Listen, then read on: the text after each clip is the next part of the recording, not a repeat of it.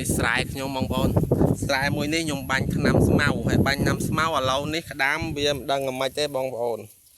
វាដូចជាពលអាថ្នាំយើងបាញ់ក្នុងស្រូវបាញ់ស្មៅបាញ់អីហ្នឹងនេះវាឡើងមកពេញដីបងប្អូនឡើងមកផ្ងាជើងបងប្អូនកជើងគ្នាហើយយើងអានេះខ្ញុំចាប់យកទៅឲ្យមន់ទាស៊ីបងប្អូនចាប់យកឲ្យមន់ទាយើងស៊ីឃើញក្តាមច្រើនជាតែចង់ចាំបងប្អូនយើងមិនដឹងទុកវាចោលទៅអី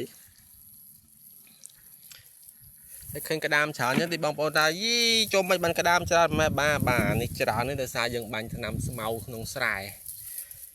ដល់ពេលបាញ់ថ្នាំស្មៅក្នុងស្រែវាឡើងមកធ្វើមិនទេយើងធ្វើស្រែចង់បានស្រូវ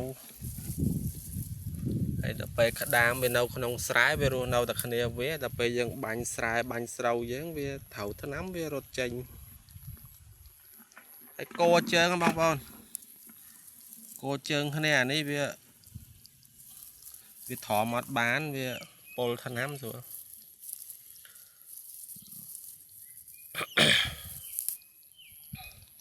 ធំទៀតណានេះស្មូល